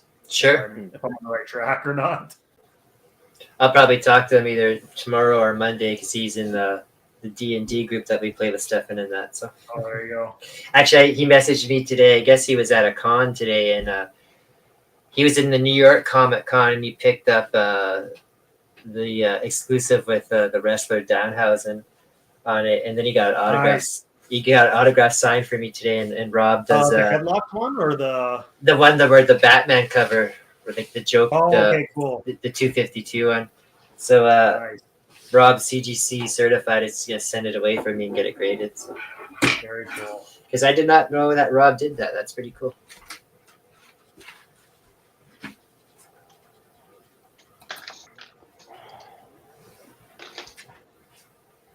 And I'm not mistaken, you're a big wrestling fan too? I am a big wrestling fan. I was waiting to see if somebody else was going to talk about it, so I wouldn't have to be man. I am a big wrestling fan for pretty much as long as I've been doing all these the comic book stuff the last couple of years and the tag stuff. I've also been doing working with one of the local pro wrestling groups in Winnipeg. Yep, I saw those a couple times. Oh yeah, I stream them on the Matt Daddy channel. We have a next show coming up is on November 23rd. So a couple Saturdays from now. No, is it a Saturday? Actually, I think it's a Thursday. A couple of Thursdays from now, I'll stream it and you guys can all check it out. Sweet. Because pro wrestling is fun. Hell yes. So which one do you watch more of, Nathan? Like AEW or the WWE? I follow both, but I watch AEW because I just don't have time to watch everything. And the last couple of years, I just really enjoy AEW more. But with Vince McMahon not running WWE anymore, that one is getting to be quite good as well too. Mm-hmm. So, but yeah, I just really like all the action and stuff like that, and it makes me think of 80s and 90s wrestling, which I grew up on and love. So it's just fun. Is CM Punk the devil? I you know what? That's the thing. I'm not a CM Punk fan because when he came up first before he retired I wasn't watching. With the devil that's been shown. Oh, that thing, yes. You know what? If he is, I will say kudos that they pulled the wool over everybody's eyes. But at the same time, I think that's way too far. You took it way too far. That would be one hell of a work. Yeah. We got Rob here saying, have I heard of Eric Hodgson? He does a lot of wrestling mashup art. No, I have not heard of him. But that would be cool. What was the name? Eric Hodgson. There's a lot of wrestling mashup art. Ooh, it sounds very familiar. I have not. Something I've been listening to on YouTube lately, just because I have getting bored and that's what I watch. I don't watch TV and stuff. Is the show with just like a podcast that Bruce Pritchard does with Conrad, and that's a great show because man, Bruce Pritchard, man, he's like pretty much Vince McMahon's right-hand man kind of thing. You know, he's done almost everything in that. He knows every cool story. He knows the true stories, not the stuff that they tell people or that they report in that. It's really neat. But that's just because I said I am a wrestling geek. Mm-hmm. But I do the same stuff with comics as well.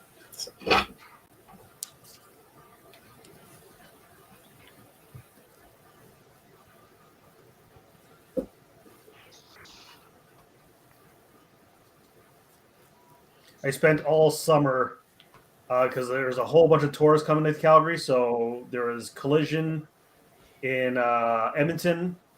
Then there was it was Dynamite in Edmonton, Collision in Calgary, and then SmackDown in Calgary later on. Those were all in Winnipeg, like the week before you guys. Oh, that's how it worked. Nice. Yeah. So when AEW was in town, Thunder Rosa was sitting right in front of me doing commentary, so I went and talked to her for a couple minutes. So that was kind of cool. Oh, very cool. Got a picture with her, and then just last week, I've met him a couple times in that, but last week was the first time I got a picture with him. Don Callis was at the salon. His wife and stepdaughter get their hair done there, so that's kind of cool too. So everyone says, "Oh, do you shave his head?" I'm like, "No, I'm pretty sure he just does it himself." So. And how are you feeling about the Golden Jets?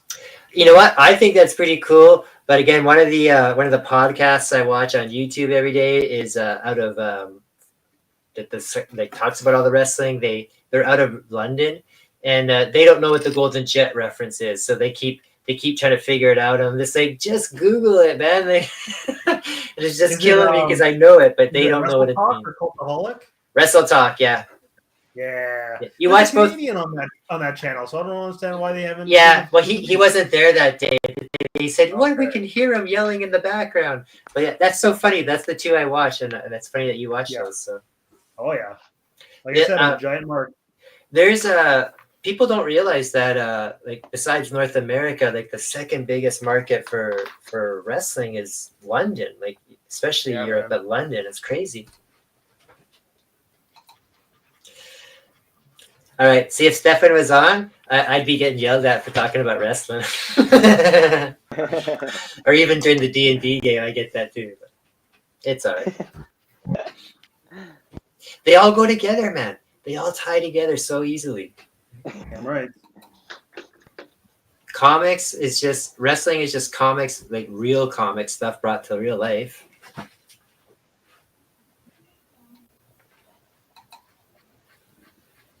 See, now you got that. You got that comic book again with like Danny Warren Johnson with Do a Powerbomb. That was a great series, man. Yeah, and even in that first issue of Transformers, is it first or second issue? I think it's first issue. You got Optimus Prime fighting Starscream, and he's doing wrestling moves to him. He's doing clotheslines and suplex to him, and he said I did that all because of my drawing that other comic book there. That Powerbomb series is a great series. Probably one of the best series of the year, actually.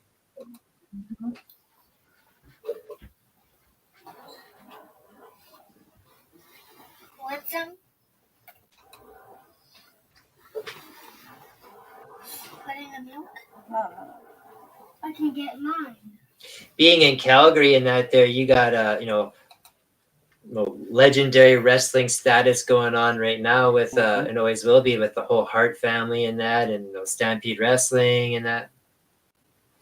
Yep. My mom used to work at a department store in the late 70s, early 80s, and usually the Hart sisters would come by her department store because she used to work in the fabric section.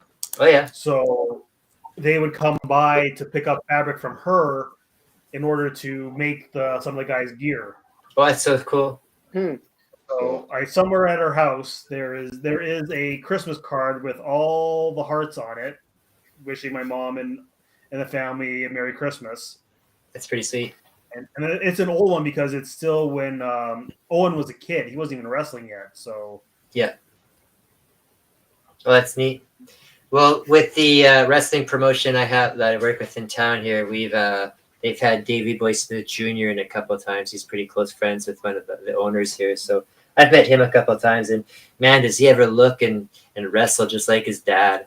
Mm-hmm. Yeah, it's crazy. I remember when he had a very short-lived academy in Calgary with Teddy.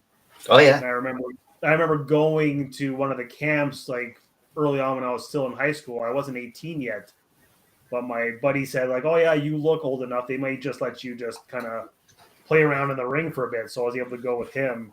Mm-hmm. And then when I was ready to, I had a check ready to go to be like, okay, I want to train to be a wrestler. But then when my parents found out, they're just like, it's either you go train to be a wrestler, and then we change the locks on the door, so you won't be able to get back inside the house anymore. Oh wow!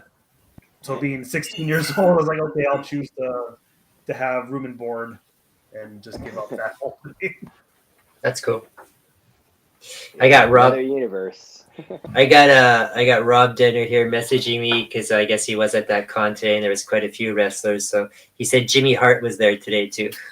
Nice. The mouth of the South, Jimmy Hart.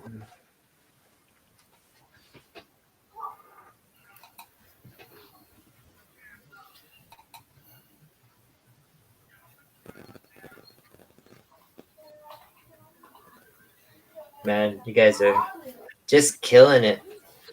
I usually, when you guys are doing art, and it's not like I'm playing favorites or nothing, it's just like I can always tell from the beginning when I like one more than the other, and then as it grows, it's usually confirmed pretty fast and easy. But I don't know. Tonight it's going to be very tough. I'm not too sure. And again, each one is such a different style too. Like, And that's great that we're all different styles. Like that really helps with making this unique and making it fun for people to jump on. Yeah, I think so. It makes it more interesting to look at. Yeah. I think Variety. so. That's why it's cool when we get the coasters night, because coaster night, it's like, when you guys do, we haven't had coaster night much this year. I think we got one coming up just before New Year's or at the end of the year. You guys work on the one piece all night, so it's very, you're dedicated to that one piece. We're going with coaster night. It's like you can do like 4 or 5 coasters depending how fast you are in that. So it's a lot faster. You're not prepared for the work because it's all requests and done on the fly. There's usually sometimes there's a theme, but not always. Sometimes it's just a request done on the fly. So it's random spin. Whoever draws your name, you start drawing for them, and you take a request, and then again, it's on a coaster, right? So, and a lot of times I find people, myself included, when they do coasters, they do mashups. So you always got like cartoon characters mashed up in that. It's pretty awesome. So lots of creativity in those nights.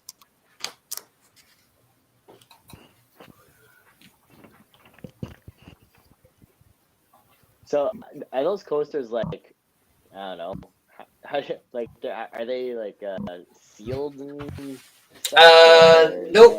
Nope. I got a couple right here. These ones are from Daniel. He sealed them after he painted on them, but they're just a regular. I'll put on my screen here so you guys can see. It's just a regular art coaster, right? And then some are definitely more absorbent than others. So if you do want some, make sure you check with Stefan first, because he'll make sure you get the right ones. And also, maybe he'll send you some as well too, because he's done that in the past. I will click off the screen for a second, and I will show you some of the ones that I have done in the past by some of the many fine tags artists.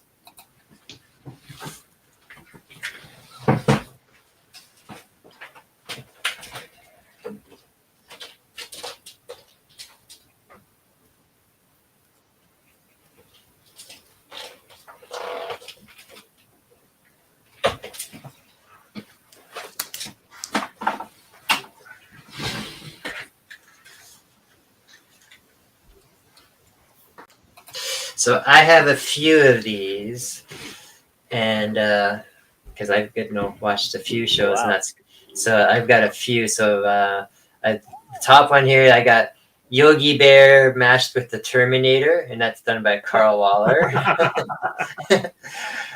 These two here, I got Smurfs in the Matrix, and that's done by Hugh Rookwood. I got Gumby, Master of Gum Fu by Michael Berglund. I got Beetlejuice by Mike Ruth.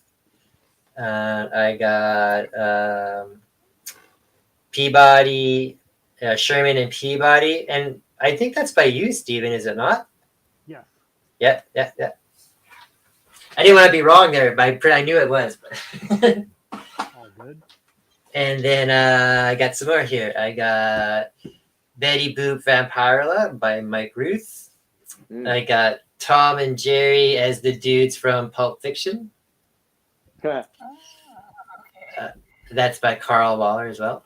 I got El Kabong from Hugh. I got Popeye John Wick by Carl. The coasters are just adhered to the picture frame. I just use tape, just green painter's tape. That way I can take them on and off. Someone's asking me that. And I got Fred Flintstone Punisher by Michael Berglund. And I got Hugh Rookwood did my Chicken Double when I put up my Chicken Double book there. So this is actually like in some kind of shadow box I bought from Dollarama, but I flipped it around and I just taped them in there. Cool. I know some people do seal them and stuff like that because we always get that question on here. I don't know the answer to what it is, but I know the other artists do. There's a sealer that you can use that's kind of like a clear acrylic type of thing. Right. Like, I was wondering if anybody actually uses them as coasters. The people who seal them will do that, but I don't. I just put them up in that frame and use them as cool artwork because that's what I think they. And from what's neat too is like if you're at a con or something like that, you got those coasters there. You have a few like sample pieces you do already. You get other people walking up. And then you do a quick doodle on there for a person. You charge like 10, 15, 20 bucks. And that's the kind of stuff that sells really fast to people because it's fast. It's easy. You've done it for them. They've watched you do it. And they can slip it. It's not hard to carry around. Because most people I know when they go to cons, they don't want to buy something because one, it's awkward to carry. Or two, it's going to get wrecked, in the crowd and stuff. So Yeah, that's true. And it's easy to ship a coaster like that through the mail. It's basically just regular mail, like a letter. So.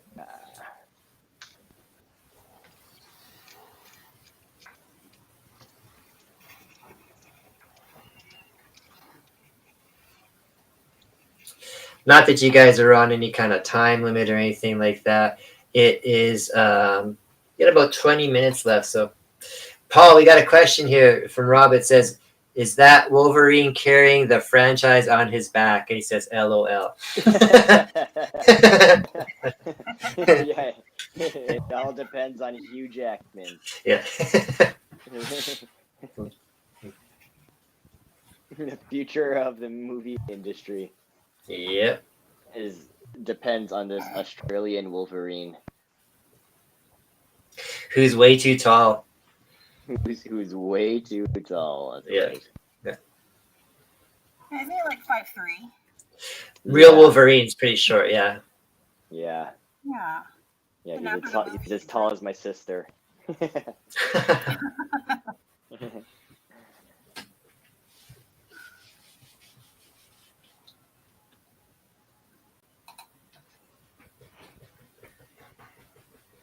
Is everybody's household full of Christmas cheer yet, or you guys being Americans have to wait till after Thanksgiving for that to happen? I prefer to wait. Yeah. Kids might not let me wait. I think you have to wait till after Remembrance Day or Veterans Day, but working in retail, it's hard because they shove it down your throat even before Halloween's out. Or do you wait until like Thanksgiving? September even sometimes. Sometimes if you're at Costco or something, yeah. Oh yeah. Yeah, I was surprised and it's all the when I went to stuff. Costco. By the time it's the actual month, all the good stuff's gone. So you're kind of like, well, shoot, I might as well buy it. I think they do that on purpose so that people buy stuff early because they make you think you won't get it later. It's like FOMO. What were you gonna say, Paul? I can't remember. But, oh, okay. But yeah, with Costco, I remember walking in there and seeing all the like Christmas stuff already. Like, holy crap! Mm-hmm. Like, there are kids that don't even know what they're going to be for Halloween yet. Exactly. Someone in the comments is saying the original choice for early '90s Marvel Wolverine was Danny DeVito. How tall is he? He can't be. Is he really 5'3"? I don't think he's that tall. I think he's even shorter. Yeah, he made a great Penguin. Oh yeah, he did. Oh yeah, he did. But maybe the height difference between 5'3" and Danny DeVito is smaller than the height difference between actual Wolverine and Hugh Jackman. It's easy to make someone look taller than shorter. Yeah. So, True. just ask Tom Cruise. Ba-ding ding. Yeah. Yeah, Tom Cruise is not very tall either. He's like 5'5", 5'4", or 5'6". He's not tall. All right, put on a Wolverine costume on Tom Cruise. He only wishes, man. I think once they have to recast Wolverine as like an actual Wolverine besides Hugh Jackman, they'll go with the girl for a little while, because that young girl that played the X-23, she's just that age still that they could use her for a long time as like the new Wolverine. But if they actually do cast like a Logan, I always see people say, and I think it's a good choice too, that British kid, or I guess it's not kid anymore, but that the guy that was in the Kingsman and the guy that played Elton John in that. Yeah. Taron or something, whatever his name is. Taron something like that. Yeah. So. Yeah. As long as they can act, I feel like that's the biggest factor, I guess. Sure. Yeah.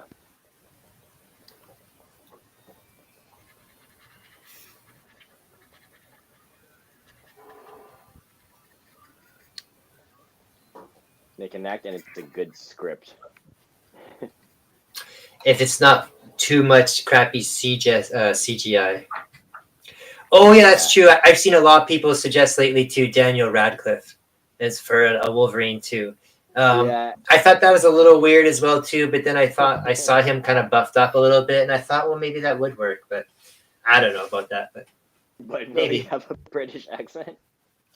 Well, being an actor, I would hope he'd be like act out the accent, but who knows? I don't know. I feel like I've learned from not believing in Batman character actors and then getting proved wrong when I actually watched the movie. Sure. Yeah, I didn't mind that last Batman movie. It's different enough. Either. It's different enough just to make me think that there was a good Batman. So yeah, him. What's his name? Ben Affleck. What else? Heath Ledger. Yeah, that was amazing. Right. Yeah. So that was a great one. I mean, people didn't think Michael Keaton was going to be a good Batman either. They thought that was going to be the worst thing in the world. Blah blah blah. Yeah. And he's one of my favorites actually as a Batman. So. But not my favorite enough to make me watch the new Flash movie.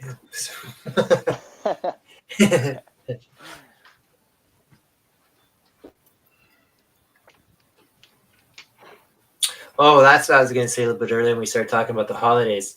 I saw a holiday horror movie that I think we should all check out.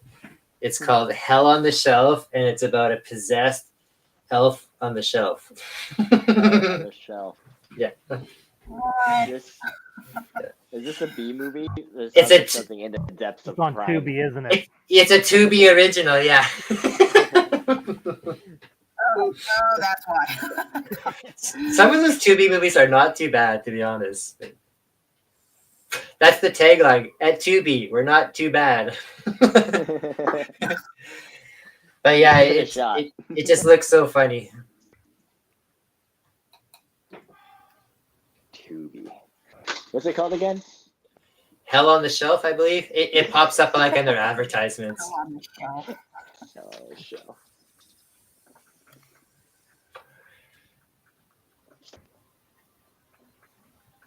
Are you looking it up right now?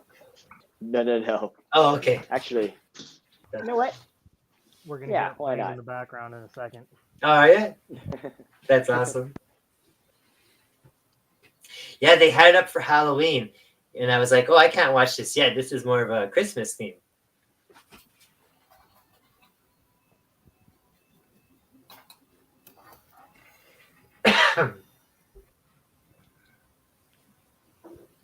Yeah, Tubi I never thought of much before, but then I started watching it I think it's about a year and a half ago, and man, the amount of stuff on Tubi is amazing.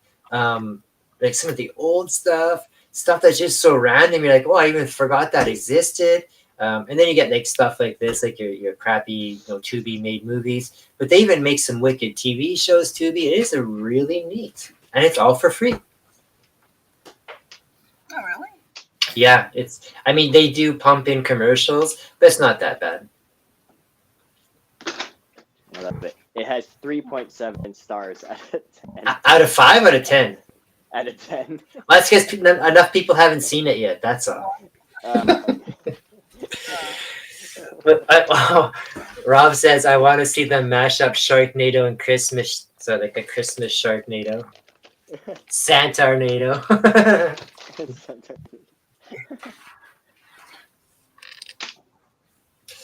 There was that one Christmas movie last year. Was it called Silent Night with the guy from Hellboy and the guy from Stranger Things? That was great. That was a really good movie.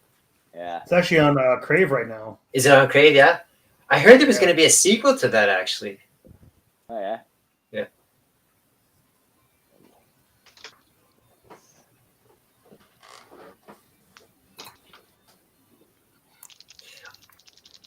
Violent Night it was called, yeah. Oh, Rob said he met him today too. Look at Rob flexing in the chat, all these people he meets at cons. Pretty soon they're going to be meeting Rob at the convention. Yeah. Superstar. That's cool. I think Rob said earlier he met Don Callis today too. He was at the con as well.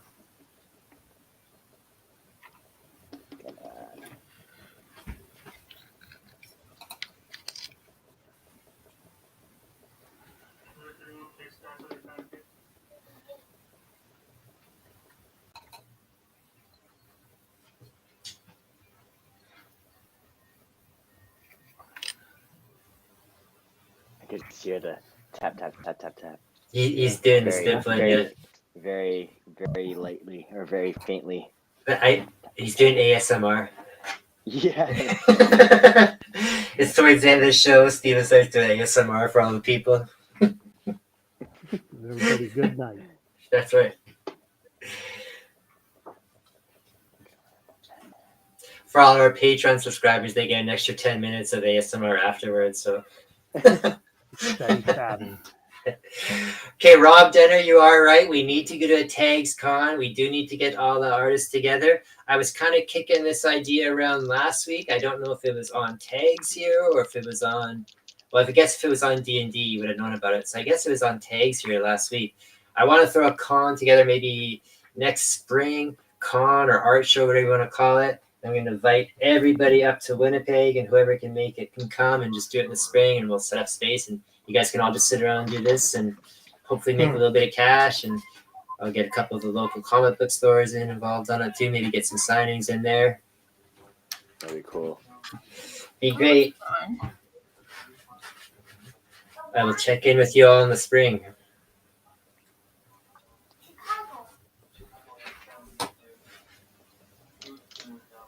And then we could have like a giant live tag show and have like a ton of artists going at once. Yeah. It'd be like the room from Unsolved Mysteries when they show in the background there with all those people working.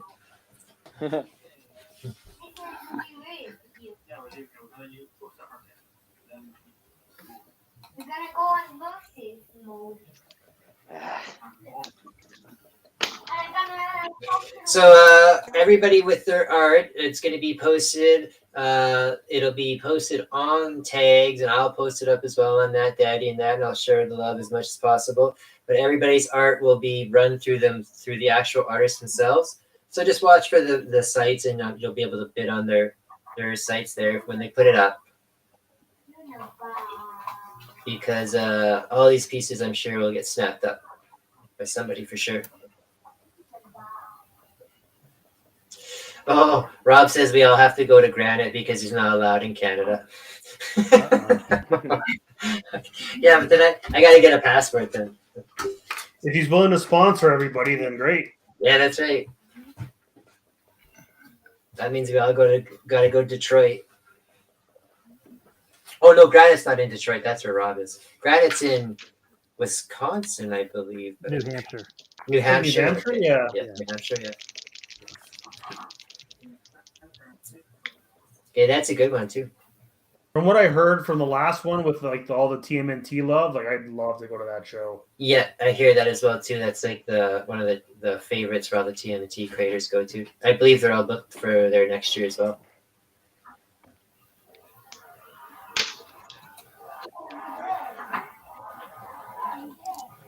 Yeah, we do always have a lot of TMT stuff going on here, and congrats to Mike Ruth and Danny Harrow, both guys that are on here quite often, and they announced their new TMT cover yesterday. Oh yeah. Yep. That's cool. awesome. Yeah, it's amazing. Yeah, they're doing that on their own, aren't they? Like They are. There's no store attached to it. That is what I believe. Yeah. Oh wow. But Daddy's also doing that too with the Archie books that he's got coming out that I'm selling through Not Daddy. And he basically did the same thing with Keen Spot. I mean, Keen Spot with those jungle drama and Rebel Girls too. Like those are through a company, but he just basically reached out and did those all himself type of thing. So, but yeah, the Turtles one is a big one that they're doing themselves completely.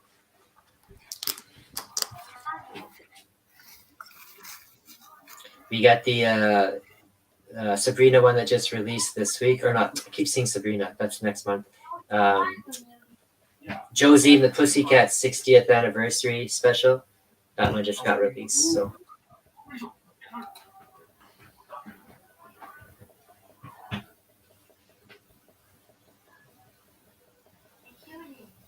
That's one show I want to have on here one night is a theme night. It's like Archie themed. So it could be like Archie mashups or, you know, that's when you can have things like Archie versus Predator or Archie versus the Punisher. It's the good stuff.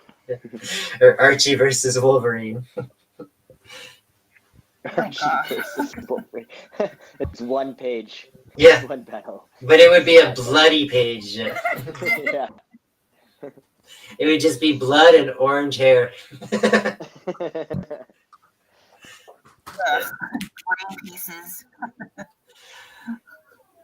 Now that you're starting to, you got all those inks done in that, Roberto. I mean, that definitely looks like evolution to me for sure. Oh, good. Yeah, I can definitely see the style there for sure. Yeah, especially in the just that pose that Wolverine's doing, makes me think of that show for sure.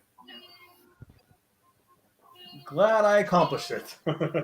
Yeah, you get a pass. Put this back in frame. See it. Oh, they said they did have Archie mashup. It was Jughead Juggernaut. Oh, I must have missed that show. That must have been like in the first season. Oh, I did that. Oh, you did that? Yeah. Okay. Yeah. Just trying to figure out what to call it. Jughead or not. I don't know. Jughead not? Yeah, I painted that. That's very cool.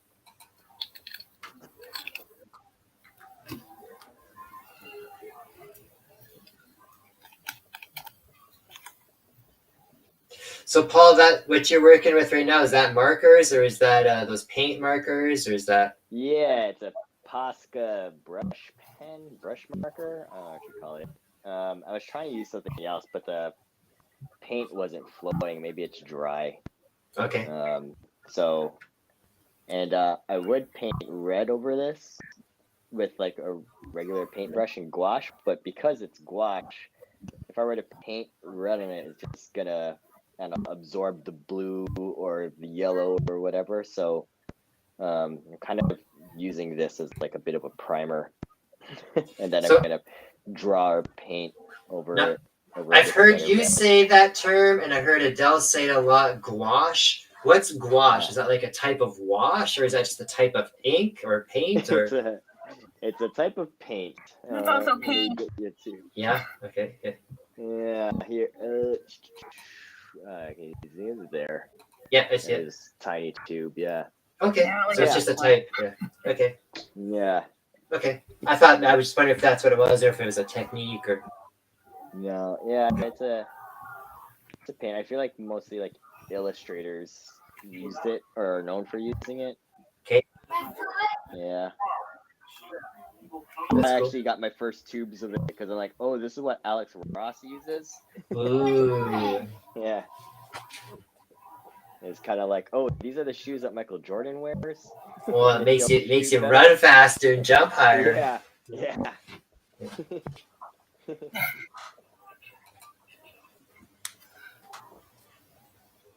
I'm surprised that Alex Ross doesn't have his own brand of paints by now. Yeah, you'd think so. I know, seriously, yeah. His own art store. Yeah, his own art supplies, yeah, for sure.